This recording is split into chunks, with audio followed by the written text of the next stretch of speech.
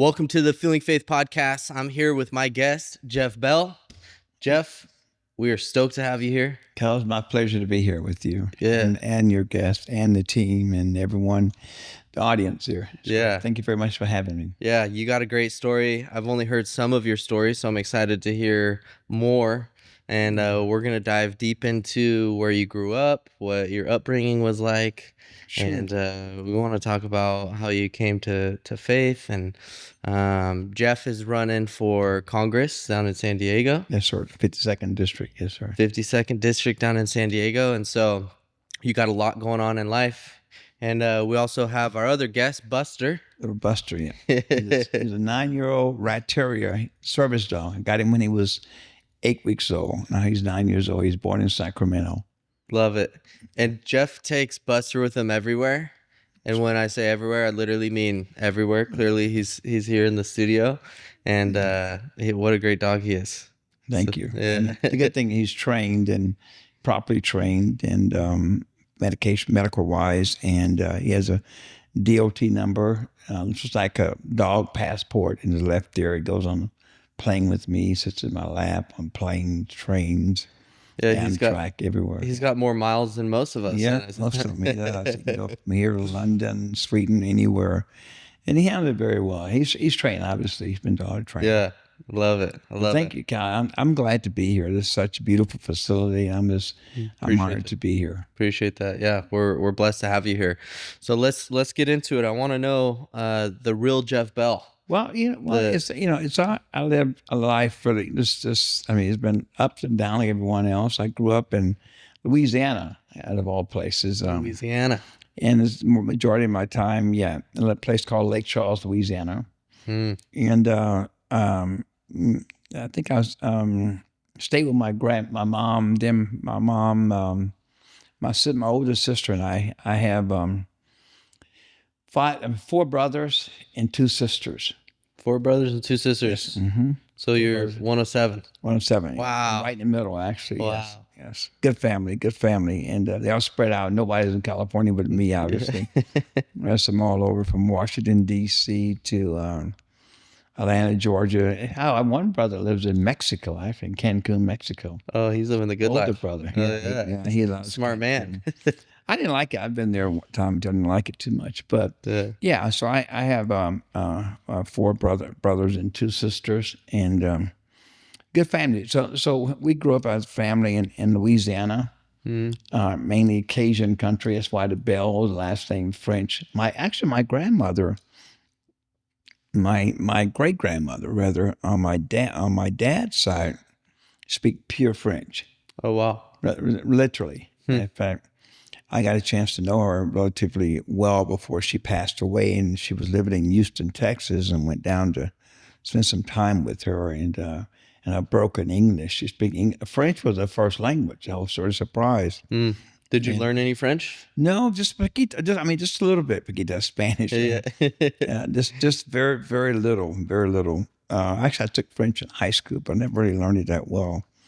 Nevertheless, but we grew up in Louisiana, and my mom and dad, and I think I was in the first grade when my mom and dad were having some issues, and my older sister and I, Cynthia,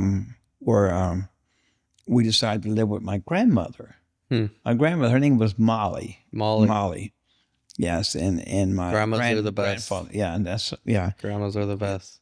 Right. Yeah. She was really, and she was a strong Christian. We used to go to church with her, Church of God in Christ in Louisiana. I'll never forget, in Lake Charles, Louisiana, a place called Brownsville, small town. And used to go to church with her, and they would just have the tambourine and, hit the tambourine and pray. And it was, remember they had customs like washing each other's feet and wow. a lot of basic things. I was like 7 years old at the time.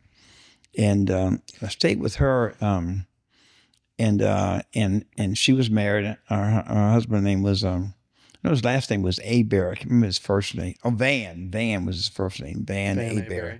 Molly Abear. Abear is kind of a Louisiana Oh yeah. Cajun last thing. Yeah, So Molly Abear. so you lived with her from the time you were 7, roughly, Up until age till I was 13. I remember. to Excuse me. 13. Okay. And just your one other sister lived with her as well? Yes, well, Where were sister your other siblings at that time? with my mom. With your mom? Okay. My mom, and That's a lot of kids to it is. raise. And I mean, my grandmother had a liking toward, I guess, toward affinity toward Cynthia. I mean, my sister, my big older sister Cynthia, and I were 1 year apart. And she lives in Washington D.C. Married, happily married. She's like, I'll take the easy kids, Yeah. sweetheart. You Yeah. can keep the little hoodlums. Right. And my grandmother always say he's going to be a preacher one day. He's going to be a preacher. He's going to do some great things. And she would have this. She had this on the wall. This picture of Jesus. You know, it was like in a lamp format, like with the light pole and the light, like illustrate the light comes on. You can see Jesus' face and It's all illuminated. yeah, illuminated. That's cool. Very, very. I never forget it. Yeah, in her living room, and she's very but she was very, very. She'd go to church, and I mean, very just loyal and just really a good lady, a good woman, and she taught me a lot how to pray, Psalms 23, and a lot of fundamentals. So my faith is started there basically. With your Yeah, grandmother. with my grandmother. Yeah, I love it. Grandmothers. And would you still see your mom at that time, or? Yeah, I would see her sparingly. Yeah, she lived likewise in the same town. Oh, okay. Now, but at the age of 13, I think I was in the 6th grade. Yeah, Okay. 7, 6. But going to high school, we moved to California. My mom and dad got a divorce, Mm. and my dad moved to California, Pomona, California, Mm-hmm. by the way. And so we moved to California. I decided to go, and a sister stayed. So at this time, you moved with your dad to California. Yeah, Okay. because the rest of my brothers were there also. Mm. My sister and my other, I don't know, both the girls stayed. The girls stayed, the boys left. Boys left. We went to this just hit me. That's exactly what happened. We went to California. You're getting to be a teenager. Oh yeah, You you wanna see were what's super going on. excited Yeah. at that time. Excited, yeah. I went to a place called, I'll never forget it, in Pomona, called Lexington Junior High. Lexington Junior High. Yeah, and I think I was in the 6th grade. Wow. Dated this girl named Elizabeth. Never forget it. I can see it was this. I can't. It always coming back to me. But it's very interesting. That's why I love. That's why I love these conversations. Yeah, I hadn't I thought love the about this nostalgia. in a long time. Yeah, you took me back. Wow, I can see on the playground right now. So, anyway, yeah. So my dad was the issue. My dad and mom had gotten a divorce, so my dad had got remarried, Mm. and a stepmom, and So I want to pause right there because I think that's an important point and milestone in your life. Okay, sure. Like parents going through a divorce, like living with grandma was probably awesome because grandmas are the best, right? yeah, they're the greatest. Parents get a divorce and then you move. What type of impact did that have on you as a young kid? And not really. I don't think it had I mean, the greatest impact it had is that in terms of, I was used to going to church a lot, and she had my grandmother, very structured life. Yeah. And living with my dad was, he did, he wasn't doing anything illegal, but he was drinking some, and Yeah. I wasn't exposed to that with my grandmother. So Right. it was just totally opposite. different. Yeah, totally opposite. Yeah. You Now don't have in the California, nurturer. You yeah, got the hardcore guy. He's like, tough it out. Right. Figure it Now, out. in California, so we kind of start to grow up, Mm-hmm. and then my older brother and brothers, there were two older brothers start to get, and they were in high school. I think I was in junior high. They were in high school, and they were getting involved with different things and Yeah. groups and clubs and but I was still I was still pretty solid kid, in terms of science and doing things right, because I had that foundation from my grandmother, just really godly like, and Right. I was kind of the ones that was academically inclined, enrichment and inclined and Yeah, stuff. So you took care of your responsibilities. You had a yeah, good just do what I had to do. foundation that grandma had helped you Yeah, build she on. did. Yeah, I totally forgot about that. Yeah, yeah, actually, exactly what happened. Yes. Yeah, I love it. So you moved to California. Did you play any sports or anything through Yeah, your yeah, upbringing we and did. I played a little football and baseball some, football and but baseball? football predominantly and What positions you play in football? played quarterback actually. All right. I was pretty Yeah. good too. I was pretty good. Yeah, Yeah. you look like a quarterback. Yeah, You really. still got it I in you, can Jeff. think. I Yeah, was a thinker, a leader, that makes but yeah, I sense. played a little bit football and basketball a little, not much. Man, I wasn't very good. Just a little. I mean, I didn't like it as much, but a little bit. Yeah. I can shoot a little bit, still not much still. All right, we got to get Jeff But on the court. I wasn't very wasn't too much in the sports a little bit. But I was really into academics and the science. Mm, Really into science. yeah. Actually, years later in high school, I would end up in a couple of state awards in science. Wow. Kind of interesting later on. So let's roll into that. Okay. Moved here with pops, and you're in Pomona. What happens next in your chapter? Of Well, life? my stepdad and mom, they were very. I think they were kind of up and down relationship, and then he was drinking some, and I didn't like the issue, but everything about it. So, I got a hold of my mom. My mom had moved to Oklahoma. She left Louisiana and moved to Oklahoma. Okay. So Trying to hang out contact with her. the Okies. Yeah, that's how I ended up My in Oklahoma. She grandpa's an Okie. moved Yeah. to Oklahoma. Oklahoma City, I think, with her sister or something of that nature. I can't remember exactly. And I spent 2 years in Pomona, and then we took a train back to my mom in Oklahoma. Wow. That's why I finished junior high, went to high school there, and finished In high school. Oklahoma? Oklahoma City? Oklahoma City. Oh, yes, sir. okay. That's where my grandpa's from. Really? Yeah. That's interesting. Yeah, actually, Spencer, Oklahoma, where I went to high school, Star Spencer, graduated, but I live in Oklahoma City, Edmond, more specifically. Nice. Actually, I left high school and moved to Edmond, Oklahoma. Oklahoma's beautiful. It's very flat. It is. That is. It's green. But cold in It's winter cold. time. Yeah.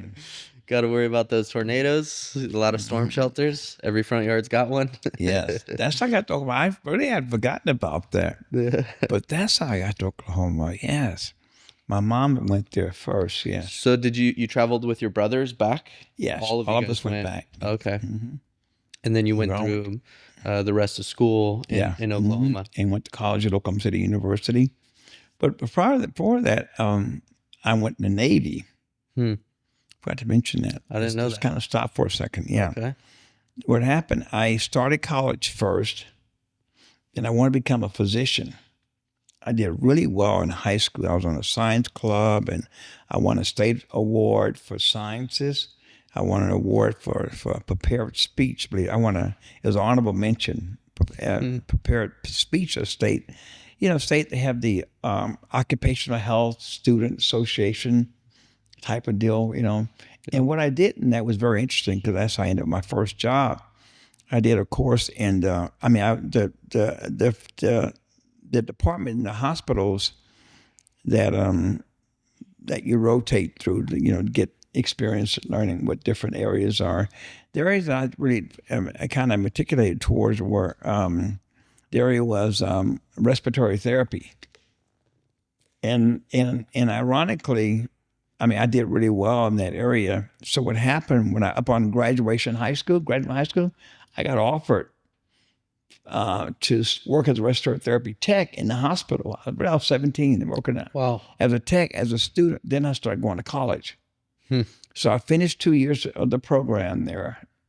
Then I went to the Navy with the intent of going to officer candidate school, but I wouldn't finish I had to get a 4-year degree to get that. Mm-hmm. So the Navy would pay for it and go to medical school. Right.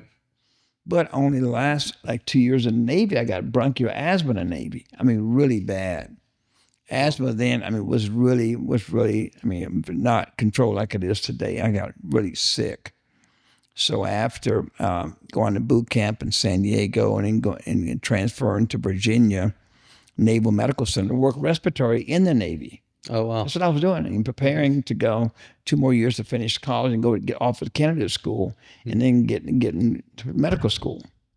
But I got bronchial asthma, so I got an honorable discharge. Well, I had it so bad. I mean, really, really bad. yeah, And I still have it today. I'm on take medication every day, yeah, to inhalers, but they're well controlled. yeah.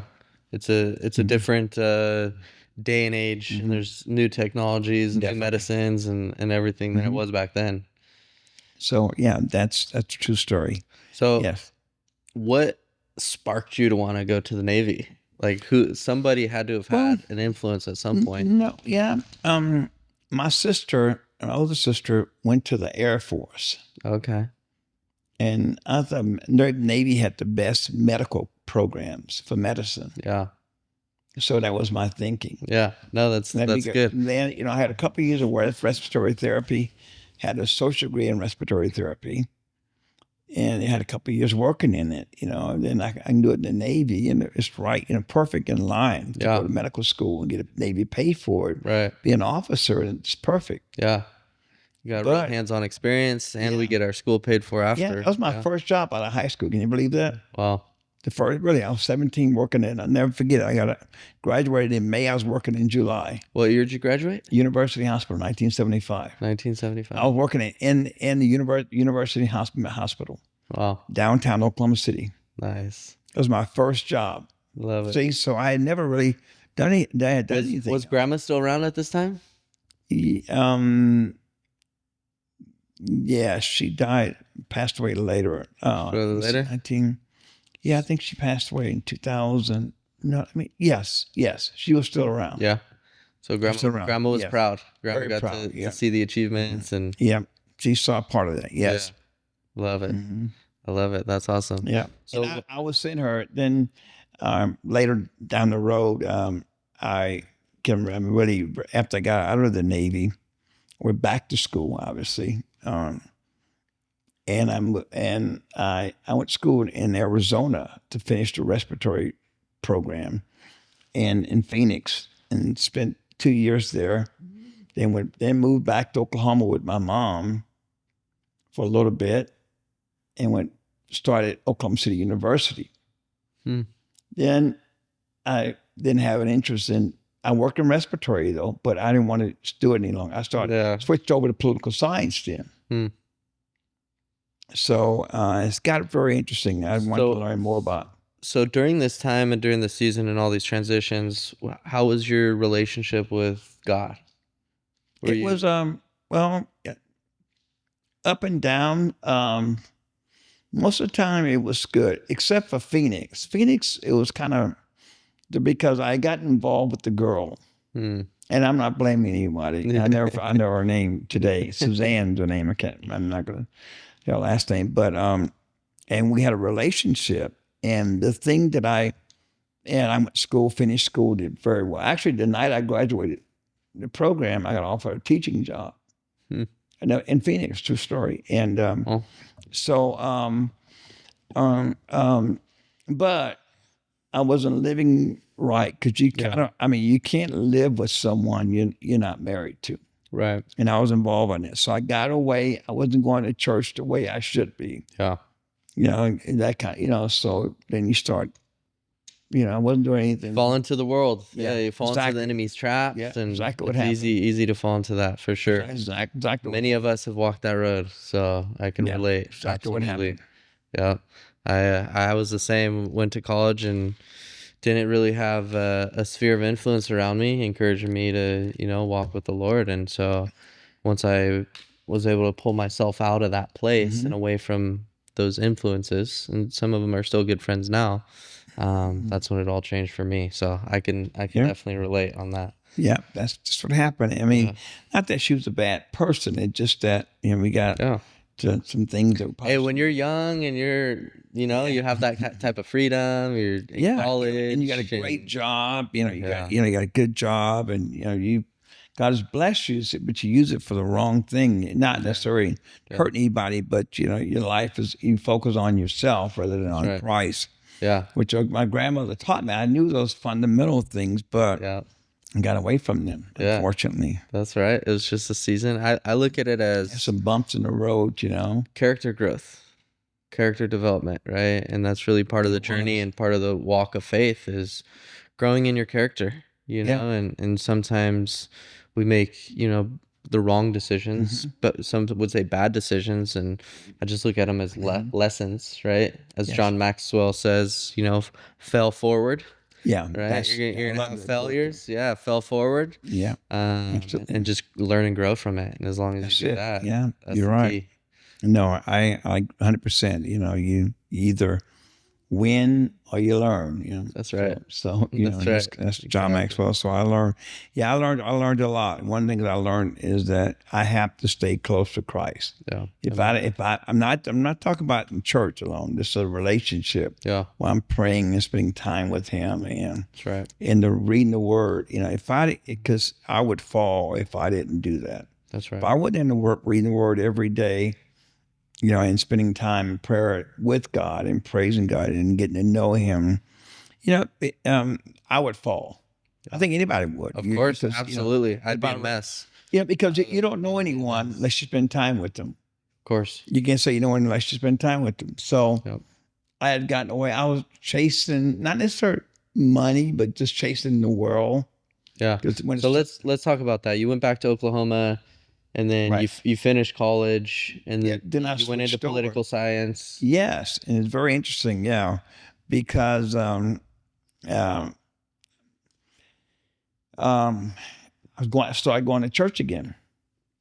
It's called Metro Church, a church, big church in Oklahoma City, in Edmond. Actually, it's it was a large church at the time.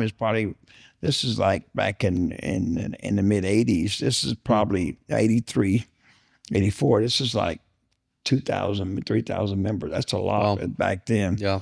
My church is a large church, and there was a lawyer, an attorney friend of mine. He went to church with the name Jack LeBron. He's an oil and gas lawyer in Oklahoma City. He lived in Edmond, but he went to St. James Church.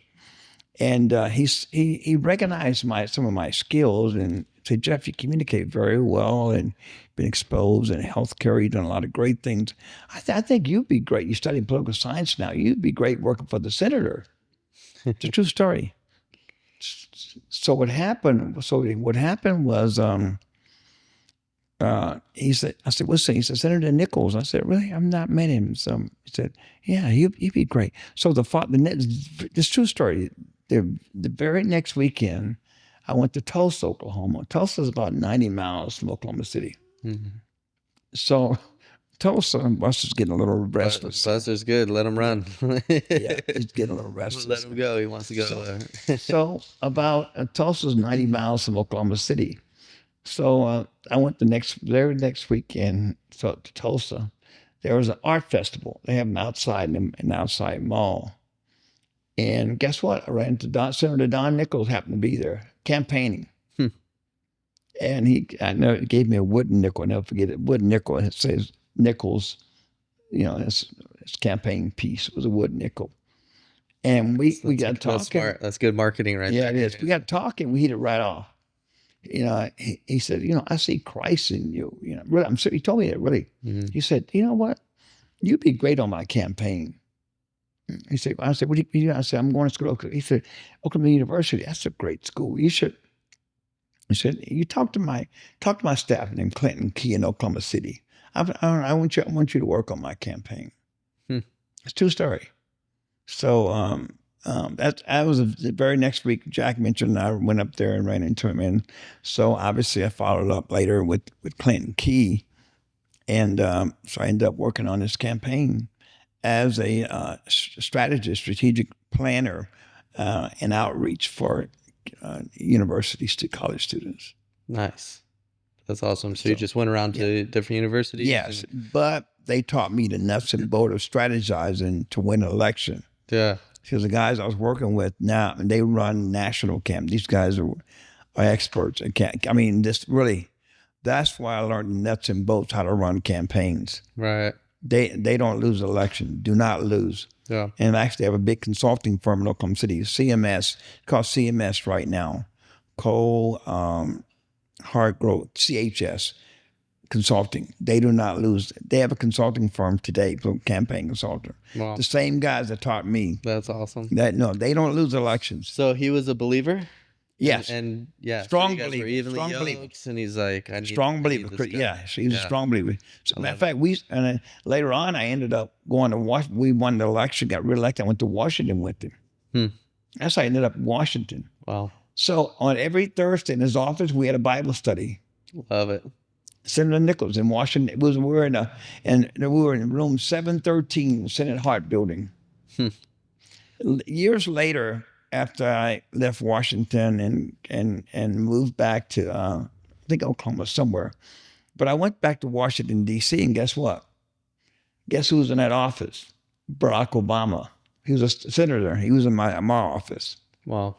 It's interesting. Like in 2000, he was a senator. I guess 2004 or 2. I think I was up there doing some lobbying or something in 2002, and he was a senator there. That's it. That's why I used to be back in the 80s, Yeah. 80s or 90s. You know, that was my office. There was the Hart Building, 713. So I'm sure that was a big transition, and like as that door opened up, I mean, you're, in college, fresh coming out of college. I learned a lot. And I went to, and when I was in Washington, I did some really interesting work we did a joint program, sister program with American University, which is one of the world-renowned universities for training politicians and individuals who are giving them exposure and experience in politics. And I learned, man, I met a lot of people. I have some friends today who are attorneys and such, judges. We went to school together. I met them at American University. Nice. One of them is Nelson Belito. He's an attorney in Miami, Florida. We were roommates at American University. And this is back in the 80s, in 86, 87. Nice. Actually, I went to Reagan's last White House Christmas party. Oh, right on. Yeah, Reagan's a great guy. Yeah, I met him on 2 occasions, but I went to his last White House Christmas party. I was there. That's cool. Yeah, I'm sure that was a great experience. Great experience. Yes. So, as a child of God, standing in that room, how'd you feel? And I mean, you were blessed because you had a great influence. Man, and I'll tell you, I was so thankful to be there. First of all, and I got married. I got married in '86, and I went to DC a year later. But I was so thankful to be there. I was faithful. I was so thankful to be in that environment. I mean, people don't know what it's like to work in Washington. It's like a dream come true. Yeah. And you're right there. I don't remember Senator Bob Dole, his chief of staff, and Sheila Burke became good friends. Like a lot of people, all the guys with Iran-Contra affair. I was right in the middle of all the mix. Stuff you see on C-SPANs. I was right there, right in the middle. Right. Writing stuff on healthcare. I was working in healthcare legislation. That was my background in healthcare. Right. So it was natural. A girl named attorney named Cinda Merrifield was the lead on healthcare. So she and I did healthcare legislation. Nice. That was and I did some tribal governmental affairs too. So during that whole season, you guys were still running like Bible studies? Oh yeah, every Thursday. We wouldn't miss it. No, nobody missed it. No. There were 18 of us on staff, and we had Bible study. Yeah, that's awesome. Yeah, in Senator Nichols' office, in his office. What a great experience! Every Thursday. Yeah, and we all go around and read the Word too. Yeah, take turns. Yeah. Yeah, I think it's so important because especially nowadays in culture and politics, there's a big divide, right? Oh, I think at that time it was a little different. Morals and ethics were more held to, I guess is the nicest way to put it. Yes. And over time, things have changed and evolved, but what a blessing to be able to be around a group of like-minded individuals and brothers and sisters in Christ. It was great. Senator Nichols was such a wonderful inspiration. And Tom Cole is the one that really taught me probably the inside of politics. And today he's the chairperson of the Appropriations Committee. He's a congressman. His mom, I knew his mom at the time. His mom was a state senator in Oklahoma. He's from Norman, Oklahoma.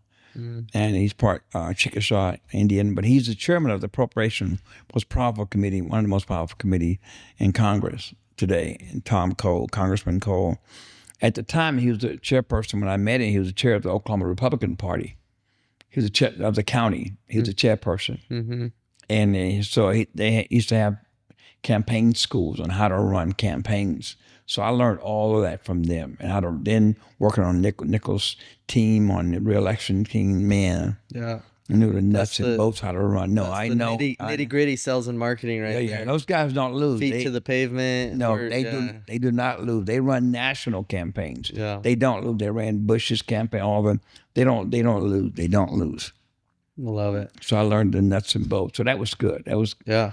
yeah. Yeah, and not just political experience. Like you learned life, business, faith, right? There were so many life lessons during that time and in that season for you.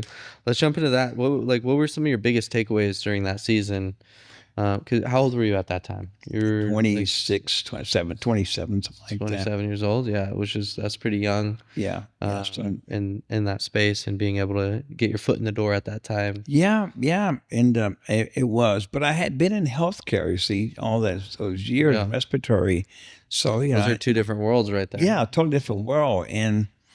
But if you fast forward that from DC, after I left working in the office there, then I became a lobbyist. And I was a good Washington D.C. lobbyist, man. I mean, a really good lobbyist. I mean, when I say I was good, I was good. I was a rarity, a Republican minority lobbyist. But the day of a life in a lobbyist's shoes? Oh, number one, you check. Well, it's different now because you have emails and all. It's totally technology has made things have changed a lot. Right. But number one, you're scanning all your communication. Then you're looking at if you like I was an independent lobbyist. There are contract lobbyists and there are lobbyists that work for organizations like nonprofits, and then there are lobbyists that, like for example, my first client was the Chiropractor Association. I never forget it. Never forget your first client. Of course. Yeah. Now, but I met them when I was working with the senators. So you meet all the people while you're in Washington. Yeah. That's a good thing that exposure does. It gives you the contacts. Right. It's the network. And then you learn from other lobbyists. Man, I met some of the best lobbyists, the guys at the tax reform legislation, and I would ask questions. What are some of the key things you would do? And he said, Jeff, that you have to learn. It's very simple. The first 3 P's. Number one, you have to know your product. What legislation, everything in and out about that piece of legislation you're producing. But most importantly, you have to know how the legislation is going to affect not the senator or congressman, but their constituency. Mm-hmm. Well, how is it going to impact them? Right. Yeah. Then secondly, he said you have to understand the process. How to get, like with committee structure, like for example, on the House side, you have appropriation. Then there's like 13 subcommittees to appropriation. So you have to know how a bill works, how it works. Like, like for example, like when as State of the Union, when the president talks about that's his budget proposal. There was a saying in Congress, the president, proposes and Congress disposes it. Mm-hmm. So what happened when the president gets this proposal, it comes through OMB, Office of Management and Budget. They've all the secretaries or cabinet heads give their wish list to the president, OMB director, and then give it to the president. President reads it. Then it goes by Constitution, right? Has to go to the House because the power of the purse starts in the House. So the House side, that's the appropriation chair, right? Tom Cole, and the House. That's where it starts in appropriations. Then they have subcommittees and such. So I learned all the you have to learn ins and outs, and then different legislations and such, and then the regulatory side, and I learned a lot also through my professor, Dr. Eberhard at Oklahoma City University, taught me a lot about political science and legislation. And there's a program at Oklahoma City University called Oklahoma Intercollegiate Legislature, where the students would take 4 or 5 days and go to the state capitol, and you would actually. I was a senator, and you play certain roles, Right. and you write legislation, you argue just like you would if you were a senator. It's real, So yeah. I did that a couple of years for the university. I represented the university. I was really good at it. Naturally, writing legislation, all the Robert Rules of Order. I learned. That's why I learned the Robert Rules of Order. Well, And I'm probably one of the better still today. When I was in office in the Bay Area, I use that to my advantage. I can stop a meeting in a minute. Or, you know all the basic rules, Robert Rules of Order, but all the motions, when to use them, not to use them, right. and such. And they still use them today. Let's transition into that. You ended up up in Bay Area. So how'd you get there? Oh, okay. And you've traveled a lot. So Interesting. Well, what happened? You've seen this whole nation. At 39, and I've been on that treadmill. At 39, I had 2 stents in my heart. I was a lobbyist. I had a home in Oklahoma City, and I was flying back from Oklahoma City to Washington, and I was dating this news reporter. I'm gonna call her name though. And I had a beautiful home. We're in a hot tub. Back then, and what was very popular, individuals smoked those Macanudos cigars. Yeah. Very popular, especially with bow ties and sports cars. There's a lobbyist, you're doing, $50,000 a month. You're doing pretty good lifestyle. But what happened was, I got in a hot tub and I got lightheaded all of a sudden. It's just very interesting. I didn't know what was going on, and I was home. It was on a weekend, and I got out of it. And that night I woke up, and she stayed with me. And that night when I woke up at 3:00 in the morning, I couldn't breathe. It was just like my whole breath wasn't respiratory related. It was like, until it was a cardiac something. So I went to the ER, and a friend of mine, my respiratory doctor, I can't remember the name, Randy something. Randy was there, and anyway, then they found out that I had ST elevation, having some blockages. So they did stents the next day. Wow. I was 39 years old. Wow. That's young. So that's when I knew I had to get off that treadmill. Yeah. I had to change my lifestyle. Mm-hmm. And you were still in Oklahoma at that time? Yes. Mm-hmm. Yeah. Well, but I was working in Washington, back and forth. Right. Yeah. But Oklahoma was my base. Yeah. That was So representing tribal governments. Creek Nation was one. They paid $6,000 a month back then. I mean, that's one client now. Yeah. If you have about 12 or 13 of those, you're doing pretty good, right? But you can't stick at that pace, Yeah. That's a lot of work. I purchased a sports car, orange Spider, Alfa Male Spider, convertible, wrecked it. God told me I did it anyway. Didn't listen, Yeah. I almost killed myself. Wrecked at a wreck. Yeah.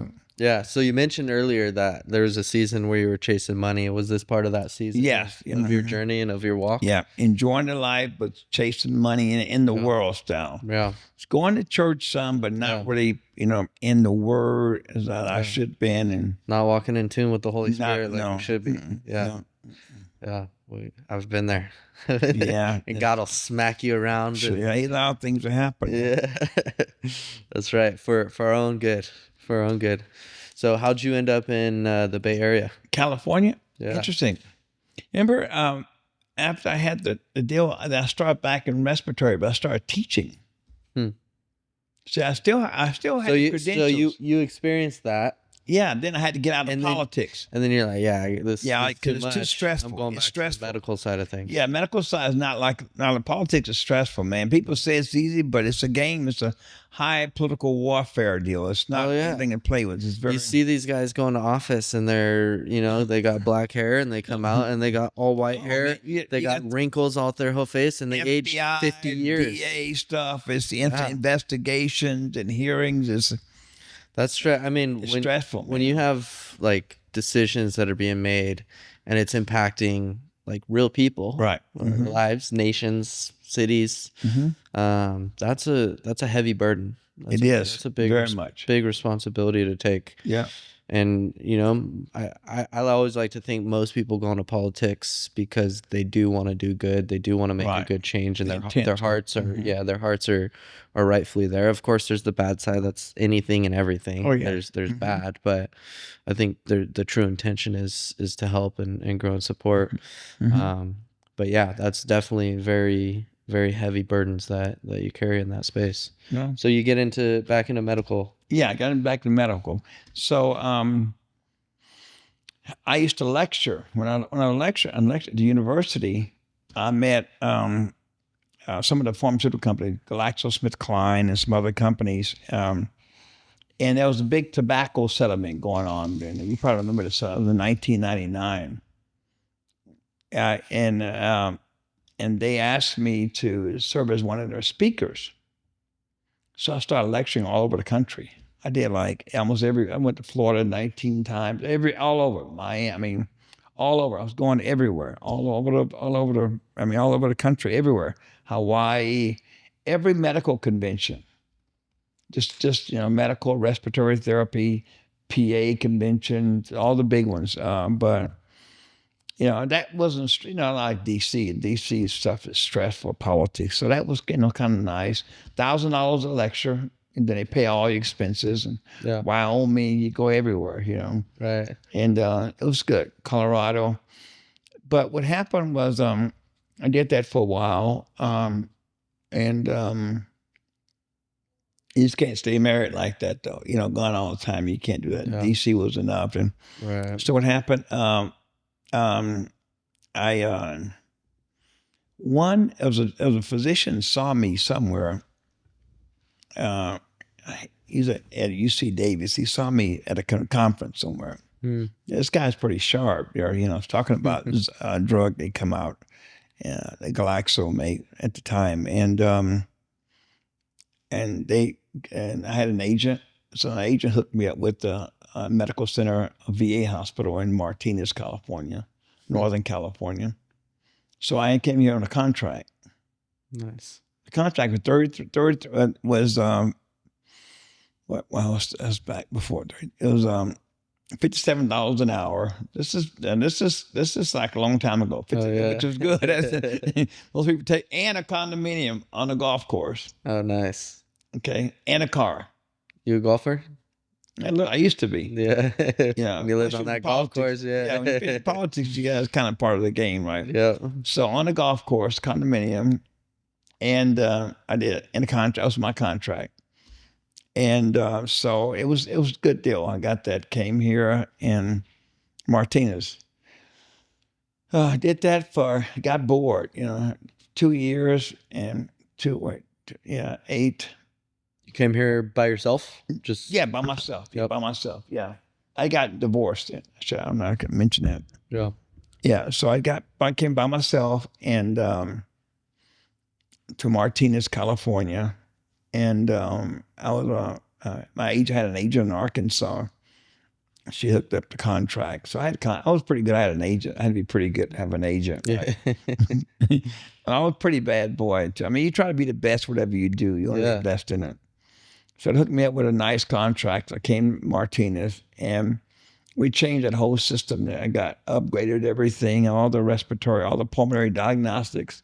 And at the time, there were a lot of military individuals who had been in the forest in Iraq war, in 99, in Iraq war. Yeah. And they were coming back young and said they couldn't breathe very well because of the oil fields. Right. So the pulmonologist, the lung doctor, and I were thinking, well, how can we test them better? The equipment wasn't good enough. It wasn't sensitive enough to oil. So he told me he said, Jeff, start working with companies and see what's out there. What are they doing? We can better screen these veterans. And you're working with the VA at that, yeah. Yeah, I was contract with the VA. Yep. So that was my job, to improve the system there and and take a look at those military veterans and see how we can help them. Right. And doing the diagnostic studies. And so I started working. I found a company in Yorba Linda, California. They were doing research, and they were upgrading all the respiratory pulmonary diagnostic study equipment to make it sensitive to different things, like the algorithms are sensitive to oil fills and right. So we ended up purchasing the first. Then I went to one of the congressmen helped us get the money there. VA. We ended up purchasing all the equipment for all the Northern California VA systems. Well, Then I had to bring all the patients back in, and that was my retest them. task. Yeah, Hmm. yeah. High staff do that. We got task my task. Yeah. Yeah. So I lasted for a few years. I think the 2011. And Then I left that. it was successful. Yeah, very successful. Yeah, very helpful. The best technology out there. Yeah. Yeah, I found it. That's Yeah, awesome. in Yorba Linda. So we started working with the company, and took a couple of years to get. Then we got the money through Congress. That was one of my deals to get a congressman in the Bay Area there to help us do Yeah, that. you still had the political. Yeah, you still got to background, know so how to you're- do that. Yeah, you Money, had the to- money is a key game. You get the money, you can do it. You can do a lot to help people. You got to know how to work the right place. So I did that. Yeah. So we did that, but I left that and started just doing some, not a lot, but I had a federal, I was a federal employee. I mean, contract. It's not an employee, but a contract with the VA, Yeah. and so independent contractor, and left that and started just doing a little teaching some on the side, just teaching a little bit respiratory. Didn't want to go back. Then I joined the Republican Central Committee. That's why I got You're like back. game is back on. Yeah. And then all We're that back in started it. getting little bit of time, started getting back in it. Yeah. Then You missed the thrill of it, didn't the you? thrill. Yeah, the chase, the So hustle. I've been out of it, gosh, since I came in California 2007. Then in 2010, someone started asking me, Jeff, you know about legislation, right? They asked me to work with them to get some legislation done at the Sacramento State Capitol. So I registered as a lobbyist again. Here I go again. Yeah, You're like, I know this game. Hospital. Yeah. Yeah, so I started doing that, and so what happened was, then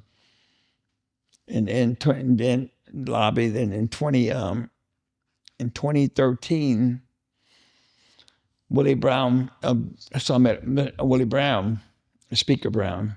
The Bay Bridge issue came up, and they need a Republican lobbyist on that, and I helped got that deal done. We got it passed. Hmm.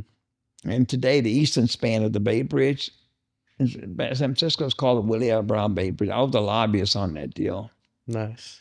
Yeah, I had to. Well, because the Governor Brown at the time, what the law says that any building or bridge cannot be named after a living person. Hmm. And Brown was alive, so we had to get the way. So so what are you going to do? Hmm. You got to change the law, right? But That's right. You're but gonna no, change the law. but we didn't do that because the governor was going to veto it. So he said the governor going to veto. That's where it all bills stop with the governor, right? Yeah, With the president, it's not gonna work. Congress. So you have to go around. How you go around the governor? I learned that a long time ago. I mean, so you do what they call a joint concurrent resolution. The House and Senate do a resolution, just like the president. It's like so the resolution doesn't need the governor's signature. Mm, So we got that Interesting. done. That's how we did it. nice. But I had to get the Senate Transportation Committee to suspend the rules. See, but 2 Republicans did it. You got to get creative. Yeah, now that's why I always make a lot of money. Game You of gotta get- creativity. Yeah. They suspend the rules and allow that to happen. They never done it before. Wow. And then they did the curve, and I was there today. I was the second car over that bridge when they named it Nice. that night. Mhm. True story. So every time you drive over Yeah. the bridge, it's Yeah. meaningful Yeah. to you, huh? Last time Willie Brown, then 2014 they asked me to run for office. The rest is history. True story. That's awesome. I want to talk about the stints in that season again because that had to have been hard for you in that time in that season, knowing like you got medical conditions and obviously you're passionate about what you're doing, Yeah. running 100 miles an hour. There's people in the world that have experienced the same thing, and so what kind of helped you during that season as you're making a transition and trying to figure out like, am I even going to continue in politics, or am I gonna change my lifestyle here? No. Well, the cardiologist told me that, Jeff, you got number one, the stress is the deal. Hmm. Yours is strictly stress and the diet. you're not exercising enough and stress and the Yeah. diet. So it's a just lifestyle change, Yeah. but you have to do what's right. So, Yeah. and I did, and I did. Yeah. But it didn't I mean, I did for a while. But this time, moving forward in 2017, I was in office, got elected 2014. First time I ran, got elected 2020 in the Bay Area. In 2017, I had quadruple bypass surgery. Wow. Quadruple bypass. Yeah. But you know what? I felt peace all the time. Yeah. And God was with Yeah, me. God, yeah. And I remember the day it was happening because my doctor called me. I know him personally, Dr. Sulaco. He said, Jeff, you need to go to the ER. I said, for what? He said, no, I looked at some lab the other day. You need to go to the ER. I said, I need to finish. I was finishing a deal with T-Mobile T-Mobile is going to put tablets in all the schools, over 6,000 schools in California, starting in the Bay Area. I was negotiating that deal at the country club with them. I mean, I was really good. So on the money side, it's all about knowing how to do deals. I known that a long time ago when I was young. Yeah. So we finished that up, but that night I drove myself to ER. Boy, I barely made it. And when I got there, they did surgery the next day. Wow. I said, boy, you better glad you came in when you did. Quadruple bypass. Yeah, quadruple bypass. But, I felt peace all the time. Yeah. I felt because I was right with the Lord, living right, and and my life was right. I was right with the Lord. Yeah, that was a different season for you than the first time. Oh yeah, first time. First time I had known the Lord, but I wasn't. I was still going to church, but I wasn't close. Yeah. This time I was closer, because I gone through some challenges in politics that I needed. I had, matter of fact. There was an individual with the NAACP made a point. He said, other than President Trump, Bell's the only person I know who's been attacked as much as anyone in politics other than Trump. I mean, I was taxed, man. They had ex-wives on television. It was so bad. Wow. NBC, ABC. For a county race to hit ABC, NBC News, there's got to be something. Right. But I was a trash talker, Trump supporter, which is unheard of in the Bay Area, San Francisco Bay Area, and then a trash talker on top of that, and backing it up, knowing the game, knowing how to win, and saying, you guys can't beat me. You're from the I come out of the major leagues. You guys, this is minor league stuff. Ain't no way in the world you could beat me. Love it. And that happened. And I beat. The night I won, they broke all my back with my Mercedes windows out. Wow. They didn't want me, and Democrats didn't want me to win. It was ugly. Wow. They came after, DA came after me. District attorney almost got in a fight, district attorney. Wow. In Pelosi's backyard, they want me to win, a trash talking Trump supporter? No, man. No way. But it's true story. No, but it didn't matter. How'd you deal with all that stress? Just pray, stay close to God. God gave me a scripture. That's how. He gave me a scripture. Never forget it. He gave me John. That's why I knew I was going to run, because I wasn't going to run, and I prayed about it. And he gave me Joshua 1, 16 through 19. Joshua chapter 1, verse 16. It starts off, gird up your loins. Gird up your loins. I said, oh, no. I ain't going to fight. No. He said,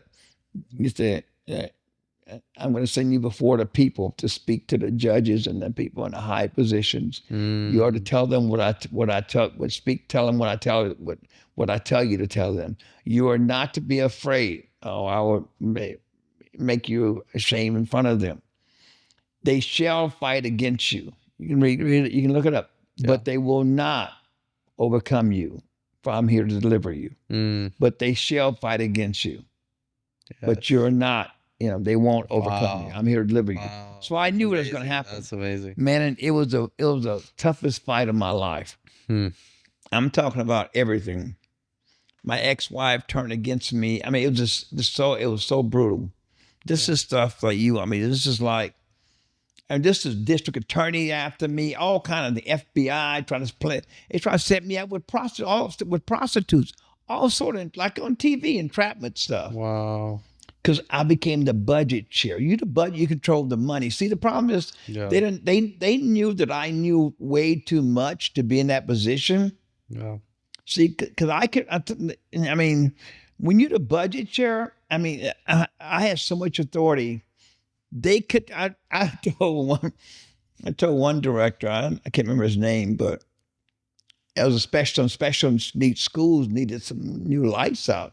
Parents were complaining, and they said they don't have time to go put her in. I said, listen, if those lights not in tomorrow, I'm not threatening you. This is the promise. You will be changing the light bulbs at all those schools, answering the phone, sweeping the floor by yourself. I'm gonna cut budget to every. I'm gonna cut budget. I'm gonna cut your staff budget. You won't have a dime next year. Not a dime in your budget. Nothing you can do about it. Wow. Guess what? The next day they were done. The next day they were done.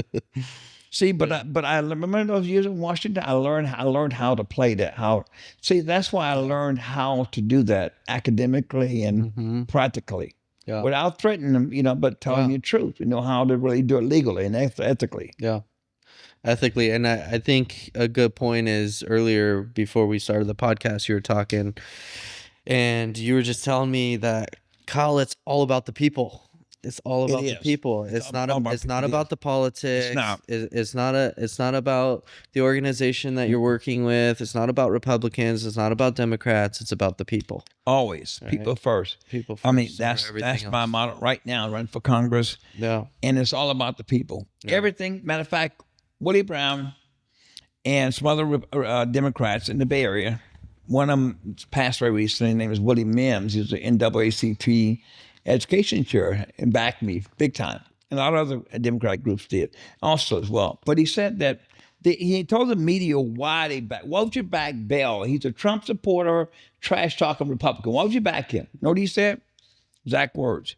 Because he has the courage to do what's right for the people first. Yeah, this is from a Democrat. Love it. For the people first. See, it's not. At all the hearings, we have every Wednesday. You have hearings when you're at the county level for inter-district issues regarding schools, kids getting thrown out of school, juvenile. You have hearings on all of that. Yeah. Juvenile courts, all that comes to us. Right. And 90% of the time, if I err on the side of the parents. See, because it's always about the people before the system. Yeah, for sure. I remember one case, well, a lot of cases, but 33 in one school district. And they were kicking the kids out of that school that were in special needs because it cost them more money. You know what I told them? I said, I would reverse every one of their orders. And when we reverse the order, no judge, nothing you can do about it because it's permanent. So I said, if you would cut the administrative costs, then you can afford to get some special need equipment. You guys making $300,000 a year. These parents are up here. They're not here asking you to do anything special. They're here to help support their children. Oh. They're the one with the burden. You don't have the burden. That's right. You have to live with it every day. Yeah. So who's in fault here? You tell me how that's just. That's not just. No. So until you cut your budget. In the meantime, these parents are going to stay in your district. I'm going to make you spend your money to take care of the kids as you're supposed to do. Love it. Okay? Next item on the docket. Boom. The meeting's over. Love it. As it should be. District, I'll just do that all the time. Yeah. One district 33 times. They were so mad at me. The teacher union spent $900,000 trying to get me out of office. $900,000. Wow. Because see, I'm not about the system. Yeah. See, it's about the people. Because the system only takes care of itself. Yeah. It's about the people That's first. Right. Yep. 100%. And I think that's unique in politics nowadays, especially more than ever before. Like I said, earlier, is you don't really have a lot of people that are looking after the people. No, they're looking after their own interests or the interests of somebody else. Right. Or of the party. Yeah. Lobbyist groups and everything that goes with it. You know better than anyone else. I've been inside that. Yes. Yeah. You've been on both sides of that coin. And so it's a rarity to find somebody like you that is really wants to take care of the people, a man of faith that has good morals, good values. And I think that's just so unique, and we need to rally around more people like that outside of Thank you. political party affiliation. It's like Well, I'm personally I hate the political party system. yeah. I I mean, think it's such it's a necessary. Though. it's necessary, unfortunately. Mhm.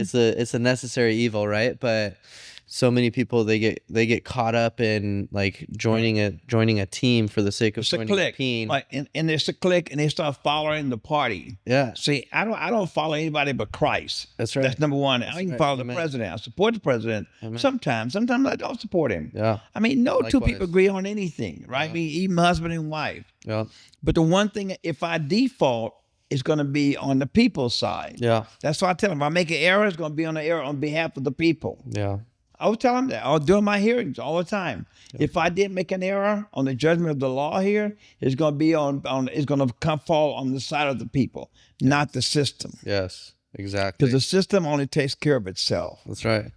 And it's a broken system too. Yep, it is It's for a certain. broken system. So And I think we've seen, especially like 2020, right? It was really 2021 was a big reflection point for many people. We could look back on that time in that season where you have families debating over political differences oh yeah, and opinions, and it's like it's divided families. And I know a lot of families that today. divided during the right over today.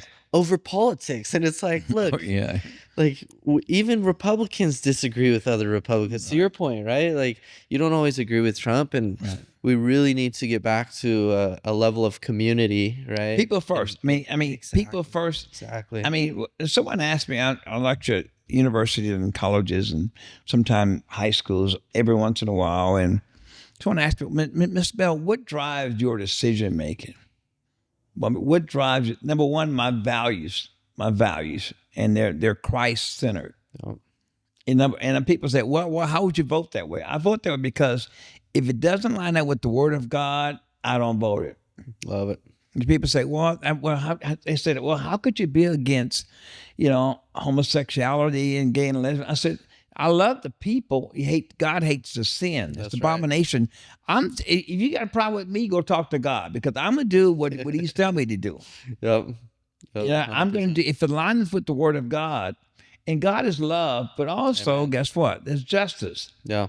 And He told me to do justice, love mercy, and to walk humbly with Him. Amen. That's my mantle. Amen. That's what I would do. Now, in terms of voting, I'm going to vote the values I think are in the best interest of the people. First, godly. Then second, what's in the best interest of the people? Yeah. How's it going to help the constituents I represent? Mm-hmm. Then thirdly, does it contradicts the Constitution anyway? Mm-hmm. It's in that order: God, people, Constitution. Yeah. Some people look at it the other way. They put the Constitution. Yeah. No.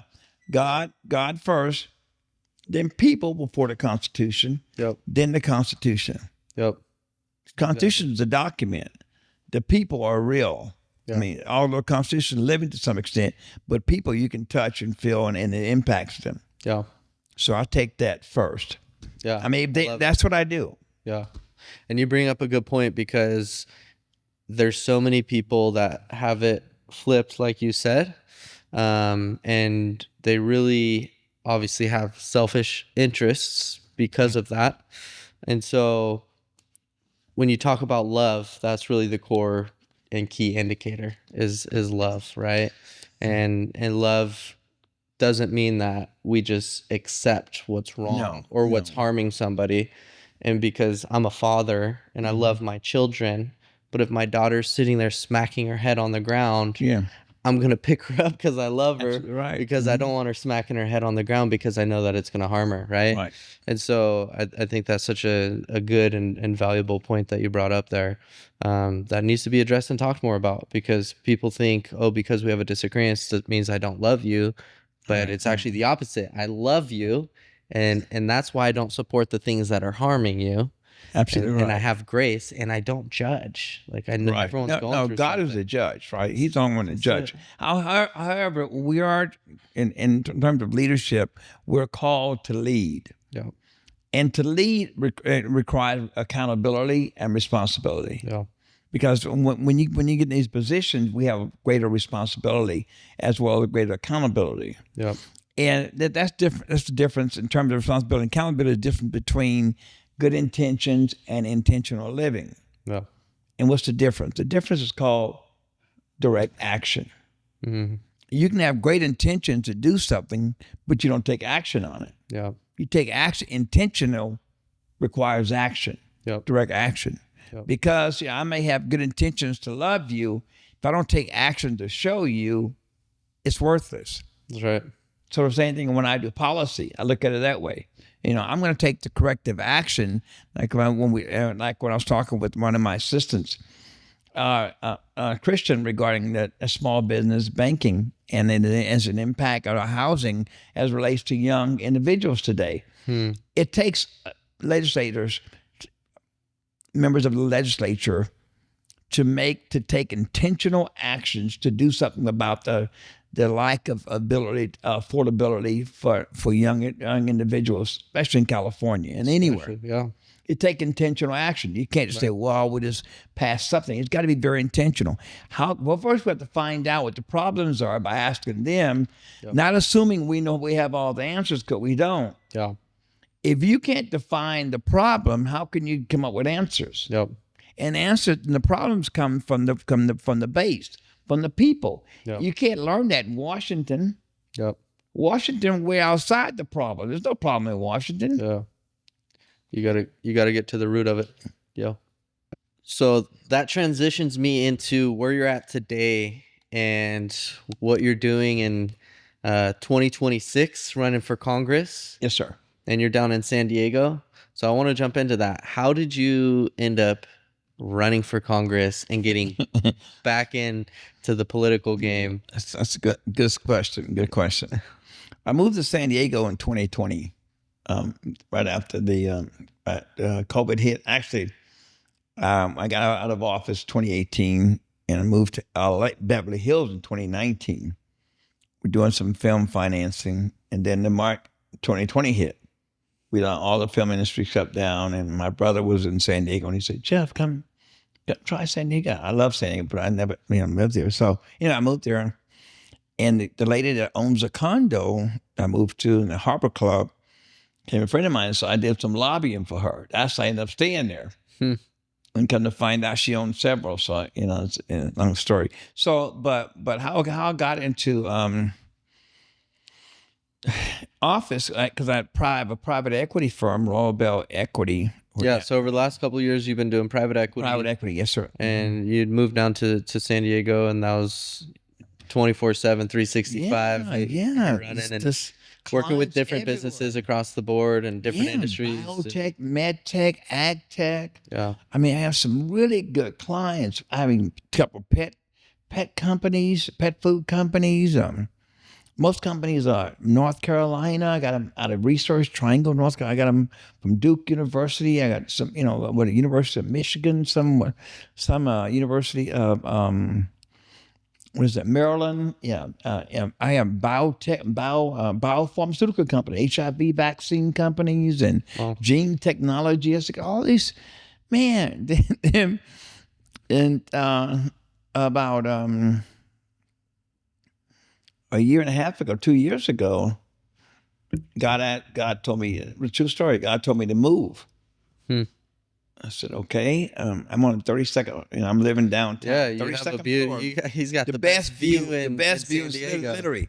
Yeah. The Harbor Club, the best view in 32nd floor, right across from the Rady Shell. I'll never forget, I went the first time we had met, right? And I came in and I was like, oh, this is a cool building. And then I get up there and then I walk into your spot and I was like, wow. Over that view is, you can see all those. It's $1 billion view right there. Yeah. It is.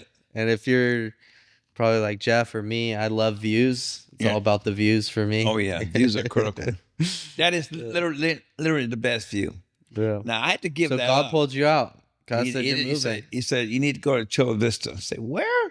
Chula Vista. I've been there a few times, but anyway, so I ended up getting a place in East Lake in the Rolling Hills Ranch area, decent area, nice neighborhood, good people.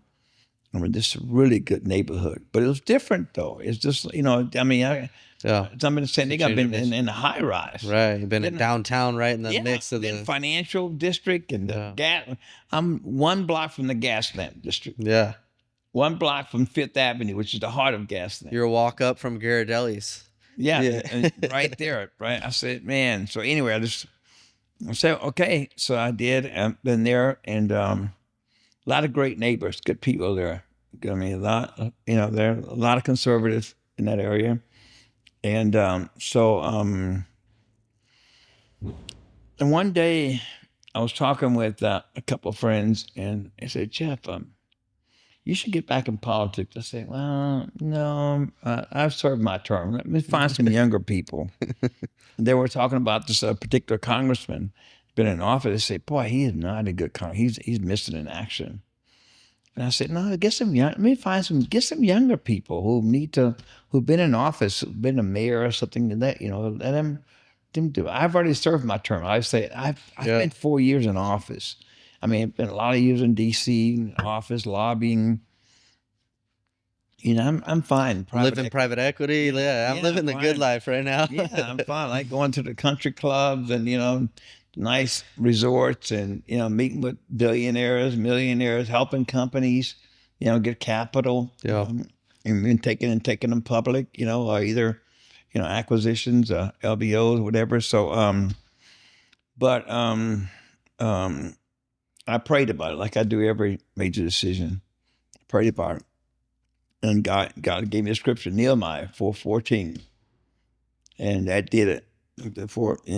And basically, God could command Nehemiah to get busy doing what He called you to do, and it required to pray, but also to fight, and then go take charge and get involved politically. So Nehemiah had to, but he had to build a wall to secure. So he said, then he reminded me, what really got me, that was one thing, but what really got me, woke me up one morning, 2:00 in the morning, never forget it, 2 or 3 in the morning, and he reminded me, he said, okay, you can get elected in 2027. You first went to Washington in 1986. It's going to be 40 years from the time that you first started there. Wow. And as he said, that's what I did to Moses. Moses learned in Egypt first before he went back, right? Mm-hmm. You learned in Washington 40 years. It'd be 40 years since you learned in Washington. Now you're going to go back. It'll be 40 years later. Wow. I'm going to take you back to do certain things. And that sealed it. When he told me that, then, I said, I need to get ready. Let me get a team ready. I met with the Hispanic leader. She runs the National Republican Hispanic Assembly for San Diego. Anna, very, very dear, sweet lady, and very sharp. And so we had to get signatures, register. And I gave in. And when she talked to me, I gave in. I got to do it. All right, Lord, I'm ready. Calling me to it. Yeah. So we got signatures. Life is good right now. Yeah, but I need to. Actually, it was interesting. You know what was interesting? About a month before that, I started losing interest in some of the private equity stuff. I didn't want to do it hard anymore. He was getting me prepared to the exit. Right. I didn't feel the drive anymore. Yeah. I don't know if you ever felt that. Anybody in the audience ever felt, I don't feel like doing this. Also, you lose interest. Yeah. I lost interest. Yeah, I'm with the office, One America Plaza, downtown. Beautiful office, and 7th floor. And Buster loved going there. All the banks right across the street. City National, Bank of America, Morgan Stanley. All my buddies there. Chase. Yep. I didn't feel like doing that anymore. I didn't want to go to work anymore. Yeah. I got all these clients calling. I didn't want to go to work anymore. I know that feeling. So they really I had that same feeling when God pulled me out of corporate America. Really? This is 7 years. Yeah. And God's like, I'm calling you to run an agency. I didn't want to do it anymore. And I got all these clients. I mean, like 13 clients. I didn't want to do it anymore. I just want to do it. Yeah. They're paying, and I'm in conferences, Newport Beach, and I didn't want to do it anymore. I lost interest. It's amazing how the Lord works like that, huh? Yeah. He'll start working on your heart and just changing the desires of your heart. Yeah.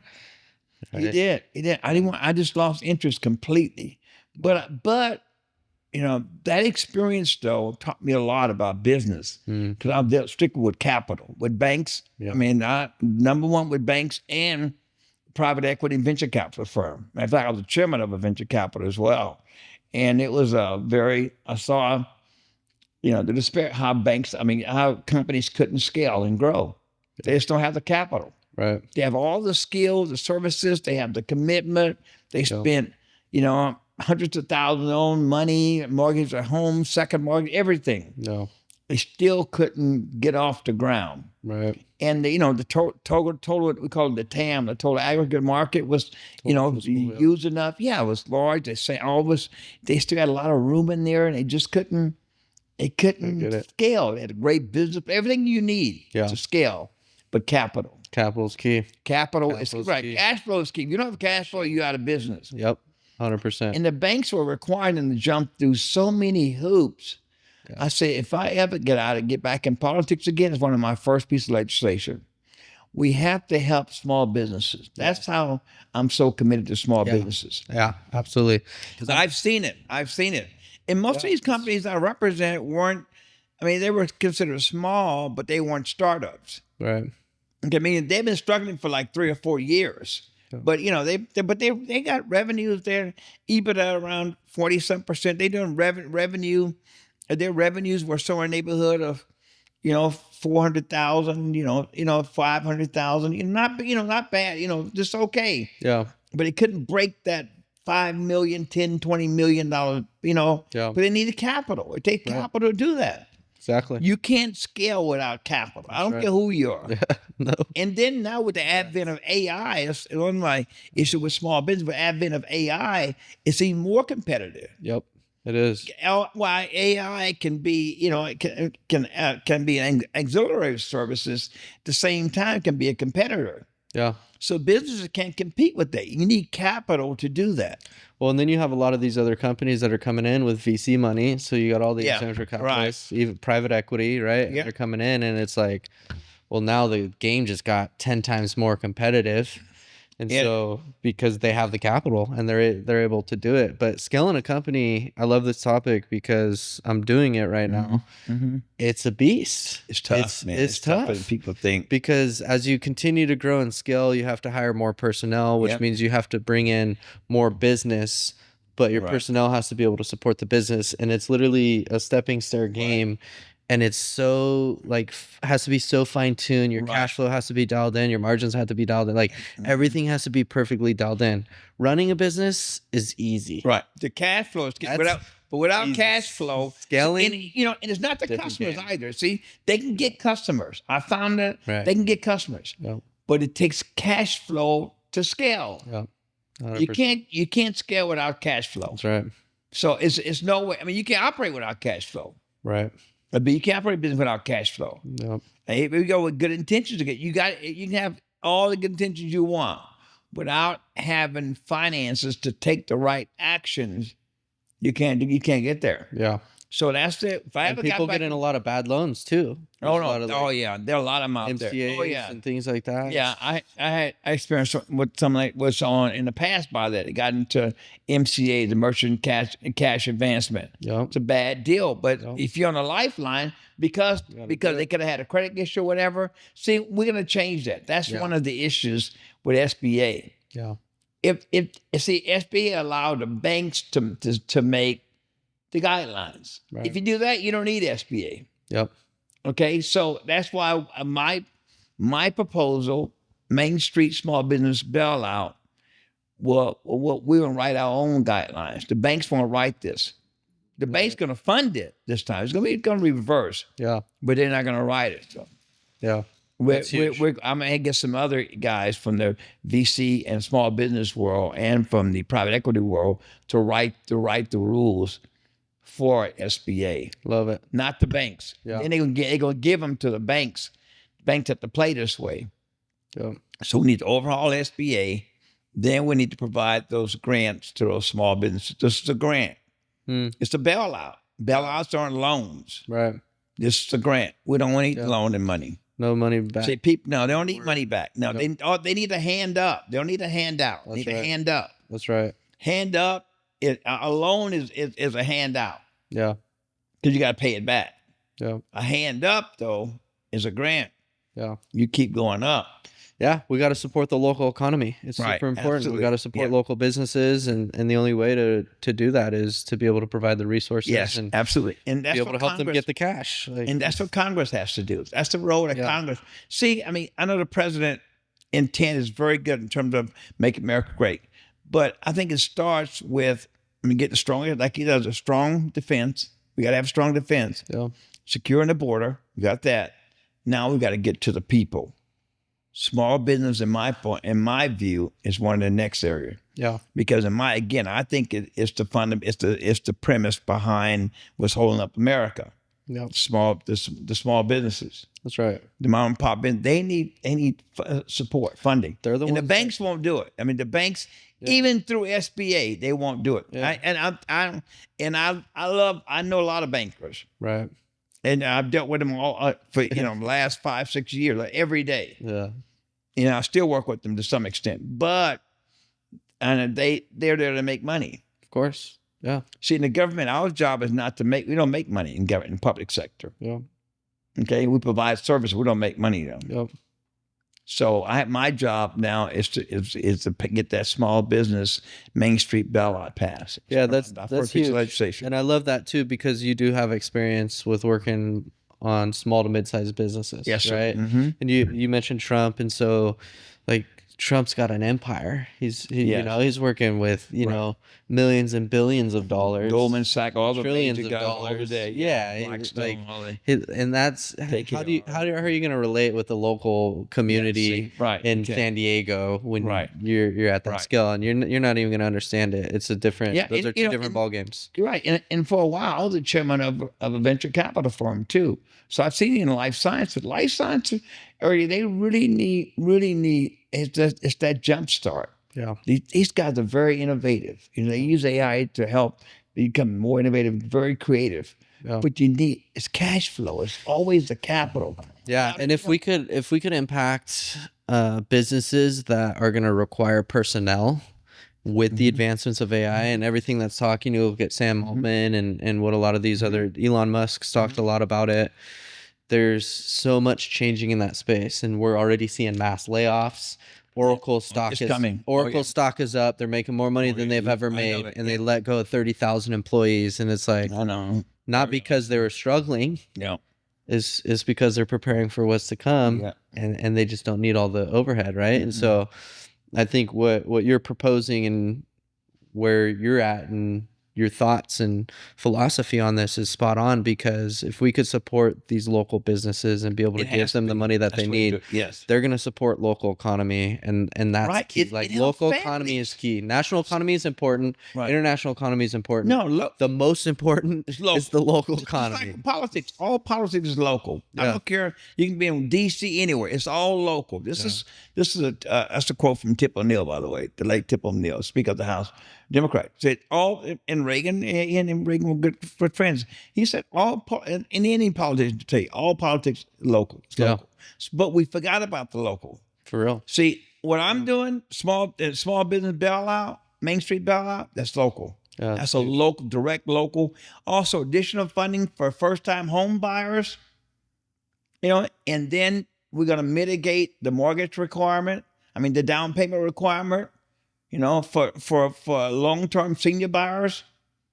That's local changes. That's Yeah. that's where the people are. Real impact. Yeah. Also, reduce eliminate any type of taxes for seniors, any type of federal taxes for seniors, and for veterans over Love it. 55. Eliminate those. I love it. Donate taxes. I love that you have a heart for the veteran community. I think that's Yeah. really important, and for the senior community. And God tells us to take care of our elders too, right? So Absolutely I think right. it's really Right. important. Everyone loves their grandma and grandpa, and it's like we Right. need to take care of all Yes. the grandma and grandpas. They're the best. And special needs children in the school.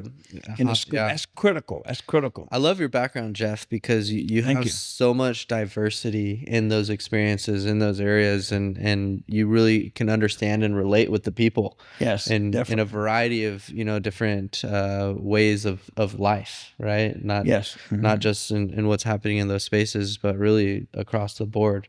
Right. That's unique because there's a lot of people that don't have that experience. Right. A lot of people come into politics, and you were there at one point too, right? You came into politics, you didn't really know, you were young, you were just there, Right. you were hustling. Right. But They're learning, but having now fun. you have that same Oh yeah, hustle I've gone through the with struggles. knowledge and with wisdom applied. Right. And homelessness. See, the That's what homelessness makes you issue. huge. I was speaking with a friend of mine who was homeless for like 6 years in San Diego. He's done great now.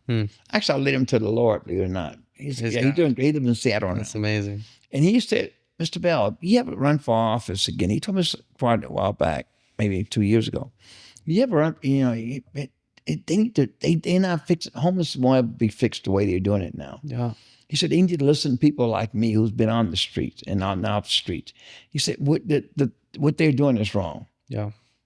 And he gave me some solutions. I said, if I ever got in office again, I'm going to create a federal homeless task force that consists of 21 former homeless individuals. So you got to hear from the people because they know what the problems They've been are. there. That's See, right. we can't relate. You come off 32nd floor, you think you can relate to? You can't relate to those things, Yeah. How you gonna tell someone how to fix something you've never done yourself? Yeah. That's right. You don't know. You don't feel what they feel. You don't know what they've gone through. That's right. I love You that. say, What a oh, great they need to perspective. get off a drug. They're not even on drugs. Yeah. Guy never been on drugs. Yeah. See, that's people. These things that individuals make up. These stereotypes. 100%. Not everybody on the streets want to be on the streets. Right. But most people, and I'll never forget this. I was doing a hearing years ago with Senator Nichols on welfare reform, and I remember a testimony, a young lady made. I can't remember the hearing room, but God, it's taken way back. And on welfare reform, and they were saying, well, most people on welfare don't want to work. And this young lady said something that I never forget. She said, Senator, sir, the reason why I need welfare because I don't know where to start. I don't know how to start. I don't know how to get. She's been that touched me because she really didn't. So this is my thinking. When I heard that, I said, every mother wants the best for their son or daughter. That's You right. can't tell me every mother in her right mind Yeah. wants the best for their daughter or son. Yep. But oftentimes, it's what she said, they lack the resources. See, if you Yeah. don't know where to go. She's like in private equity. I knew where to go for the funding for the guys, okay? For the companies. I wouldn't know where to go to get welfare. see, Like but Social most Security people- office. Right. And they don't necessarily want welfare. They want Just support. a hand up, not out now. Yeah. Just support. Support. They don't have Yeah. the family. A lot of people have family structures. Yeah. Community. Community. Yes. Community. We need to get back to was the real- community. I never forget that. Never forget that hearing there. That's a great example. Yeah, that's real stuff. People don't. I mean, like with small businesses. Okay, if you can't get an SBA, what do you do next? What do you do then? Right. What do you do? Go out of business? See, I mean, you got to be creative, Yeah. but you want to keep going. And I think that's a shame because we help countries all over the world. Yeah. And it's time now we need to focus on what the president said, making America great. Yeah. And I think it starts with small businesses. Amen. No, I agree with that. It's my proposal. Main yeah. Street Small Business Bailout. Yeah. Yes, sir. I love it. I love it. Heard it right here in Temecula, California. Yeah, let's go. Well, Jeff, I appreciate it. As we wrap up, is there anything else that you want to share? Any life stories, events, any God stories that you want to share before we end this? No, we talked a lot. No, thank you, Bert. This has been so enriching. I mean, it walked me back, from days with my grandmother in Louisiana and Oklahoma. What was your grandma's favorite food? I'm not really going to, I think I'm not really sure. Oh, she liked peach cobbler, I know for sure. What did you like of hers? That's what I meant. Oh, I remember What was your favorite? Rice. Her rice smells so good, fresh. It was fluffy, fresh, and and she made good banana pudding too. Banana pudding. Okay, now we're good, talking. Now we're talking. It was good. Yeah, it was that southern, Louisiana stuff. Love it. And Yeah, but I don't do spicy food very much. But she didn't do spicy food either. But gumbo. Some gumbo. Yeah, without a lot of spice in it, was good. I've been to New Orleans one time, and the food there is delicious. That's the closest I've gotten to your hometown. Yeah, yeah, yeah. It's I've only been to New Orleans once. I've never gone down to the French Quarters, but I didn't like it too much, the area. But yeah, I've driven by there once, but that's about it. But You've traveled though. You've experienced. a lot. You've experienced. By God's grace, it's been God's grace. God with me. He's opened up so many doors. Man, I've done so many great things, including the door to your heart. Oh yeah, that's the most important. No thing. pun intended. Yeah, and he got me through cancer, open heart surgery, got me through so many things. I had emergency abdominal surgery last October. All sort of things. God's grace. This is grace, man. It's goodness. Amen. That's why I tell people it's time, whatever, you need to do it. Whatever, the Bible says, whatever you find your hands to do, you do it with all your might. That's right. You don't know what tomorrow holds. You don't know, nobody knows what tomorrow holds.